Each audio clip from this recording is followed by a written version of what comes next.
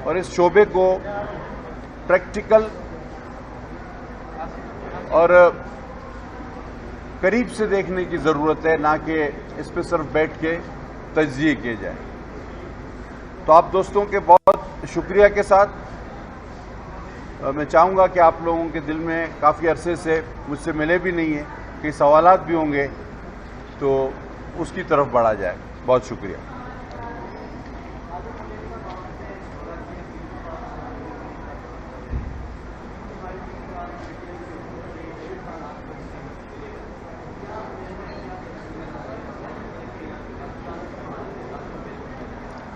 देखिए, इसमें जो हमने सबसे बड़ी बात नोट की है और अवामी तौर सतह पे भी ये बात देखी जा सकती है, डॉक्टर्स स्पेशली यंग डॉक्टर्स, मुझसे काफ़ी डेलीगेशन वफूद ने मुलाकात की।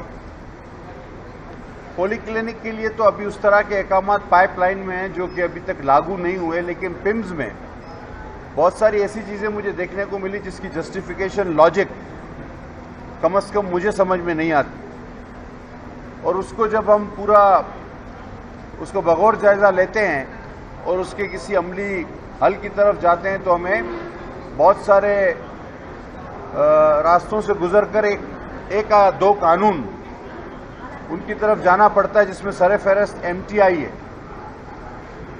अब ये MTI वाला जो एक कानून पास किया गया है, हम चाहते न चाहते हुए भी, बल्कि चाहते हुए, बेशक चाहते हुए, इसके रिव्यू में जा रहे।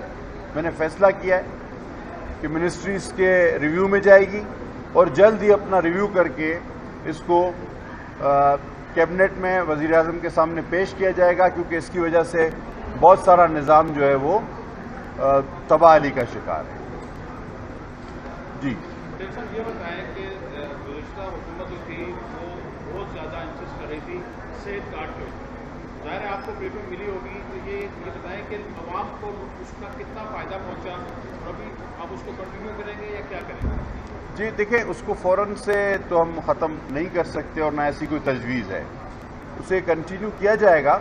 लेकिन ये आपकी बात बिल्कुल ठीक है कि सेहत कार्ड के लिए जिस तरह से तशहीर की गई जितनी उसकी, तो ब्रेकअप वो आदाद शुमार नहीं बताते जो हम और आप एक्सपेक्ट कर रहे थे या हमें बताने की कोशिश की जा रही थी। तो उसमें तशहीरी मुहिम का एक बहुत बड़ा हिस्सा है, उसको भी देख लेंगे। और फिर जब पैसे सूबों नहीं देने हैं और फिर फेडरल गवर्नमेंट उसको सिर्फ ऑर्गेनाइज करती है, तो उस ऑर्गेनाइज करने के पूरे अमल को भी देखा जाएगा। लेकिन इस वक्त फिलफोर इस पर कोई ऐसा फैसला नहीं किया गया कि लोगों का इलाज मुआलजा बंद हो जाए, इस पर कोई ऐसी बात नहीं है। मजीद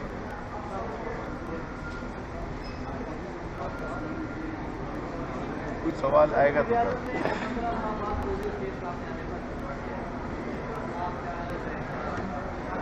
जी, वज़ीर आज़म साहब ने ये मीटिंग पीर को तलब की है और गुज़िश्ता रोज़ यानी जुमे के रोज़, कल गुज़िश्ता हम इस पर मीटिंग कर चुके हैं टास्क फोर्स के साथ। बदकिस्मती से ये रिपोर्ट हुआ है शुमाली वज़ीरिस्तान में एक 15 माह के बच्चे में पोलियो वायरस डिटेक्ट हुआ है, और जो कुछ मरहलों पे कंफर्म हो गया और कुछ पर होने जा रहा है। उस पर हमने कल बरोज़ जुमा एक अर्जेंट इमरजेंसी मीटिंग कर ली थी पोलियो टास्क फोर्स के साथ। उसमें हमारे शहजाद बेग साहब जो हैं वो उसको लीड करते हैं। ये मिनिस्ट्री में हुई ये मीटिंग और इसमें हमने एक प्लान बनाया। वज़ीर आज़म साहब ने चूँकि पीर को ये मीटिंग अपने पास रखी है, तो हम वो प्लान उनसे शेयर करेंगे। लेकिन उसके थोड़े खदोखाल में आपको बताता चलूँ कि बदकिस्मती है, हम तकरीबन 15 माह से ऐसा केस डिटेक्ट नहीं हो रहा था, और अल्हम्दुलिल्लाह अगर अल्लाह खैर करता तो हम 3 साल में पोलियो फ्री हो जाते। लेकिन इस हकीकत से मुंह भी नहीं मोड़ा जा सकता और इसको पूरी तरह इसकी तफ्तीश भी की जाएगी। और जो ये पोलियो का वायरस है, अब हम इसके पीछे जाने लगे। इंशाल्लाह ईद के फ़ौरन बाद हम दोहरी कुव्वत से, डबल ताकत से ये जो इलाका है और इसके अतराफ डिस्ट्रिक्ट बन्नू डेरा इस्माइल खान, इनके 6 मुख्तलिफ अजला में हम इसको बिल्कुल वॉर फुटिंग पे इस पे काम करने जा रहे हैं, डबल ताकत से मैंने कहा जिस तरह।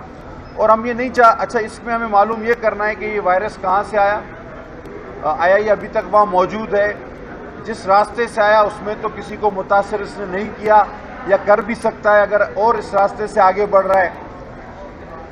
तो ये सारी चीज़ें हैं कि और अभी तक अगर वो वहाँ मौजूद है तो भी नुकसान का बायस बन सकता है। तो ये समझे कि ये इस तरह होता है कि जिस तरह कॉर्डन ऑफ किया जाता है एक एरिया में, तो पोलियो के वायरस को हमने इंशाल्लाह फ़ौरन ईद के बाद इसी तरह से उस एरिया को और उस लोकेलिटी को उसको कॉर्डन ऑफ करना है। और मैंने आपको इलाकों की निशानदेही बता दी। ये 15 माह का एक बच्चा है जिसमें ये डिटेक्ट हुआ है और उसके लैब टेस्ट मजीद भी जारी हैं, लेकिन पॉजिटिव कहा गया है, उसको बताया गया है। तो ये अनफॉर्चुनेट हुआ है। ये सैंपल मेरे ख्याल में जुमे को लिया गया था अप्रैल के पहले, और ये अभी इसकी कंफर्मेशन आई है। मैंने आपको बताया कि कल हम इस पर मीटिंग कर चुके हैं अर्जेंट, और अब वज़ीर आज़म साहब भी पीर को करेंगे। लेकिन इसमें हमारी बड़ी वो बढ़ जाती हैं। देखिए, पोलियो अवेयरनेस की बड़ी ज़रूरत है, और ख़ासकर जिस इलाके का मैंने जिक्र किया उसमें अवेयरनेस फैलाना आप सबका, हमारा असातिज़ा का, उलमा का, सबका फ़र्ज़ है।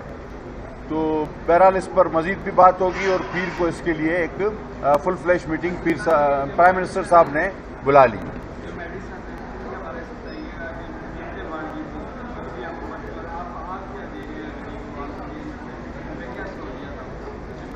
बहुत अच्छा सवाल है मेरे भाई। बदकिस्मती से ये इजाफा बहुत ज़्यादा हुआ, और अभी भी कुछ मेडिसिन जो है वो हमें शॉर्ट नज़र आ रही है। अभी भी मैंने उनकी लिस्ट यहाँ से भी मंगाई है, यहाँ भी थोड़ा सा और चीज़ों में अगर कहीं कहीं हमें बेहतरी भी नज़र आई, अच्छा भी नज़र आया, तो मेडिसिन की तकसीम का निज़ाम जो था वो मैं नहीं समझता मैं सोचा था जिस तरह, या मैं चाहता हूँ जिस तरह उस मेयार के मुताबिक था। मेरे डॉक्टर साहब से बात हुई है और उनको मैंने कहा है कि इस पर फौरी इक़दाम करें। मेडिसिन अभी भी शॉर्ट है। हमने उनकी लिस्ट यहाँ से भी ली है, हमने पिम्स से भी ली है। मेडिसिन महंगी है, 300-400-500 गुना महंगी हो गई। हम चाहेंगे, हमारी कोशिश होगी कि हमें एक ऐसे तरीक़ेकार पे जाए कि ये मेडिसिन जो लाइफ सेविंग ड्रग्स हैं कम अज़ कम, वो ना सिर्फ अवेलेबल हों बल्कि उनके कीमतों में हम कोशिश करेंगे कि कमी ला सकें। इस पर हमारी बातचीत जारी है। हालांकि जो इस दौरान एक तरीक़ेकार बन गया था, वो तो ये चाह रहे हैं कि मज़ीद इजाफा हो, लेकिन इंशाल्लाह अवामी हुकूमत इस तरह का कोई काम नहीं करेगी इस तरह के कामों में गरीब अवाम का जीना मुश्किल हो। बहुत शुक्रिया।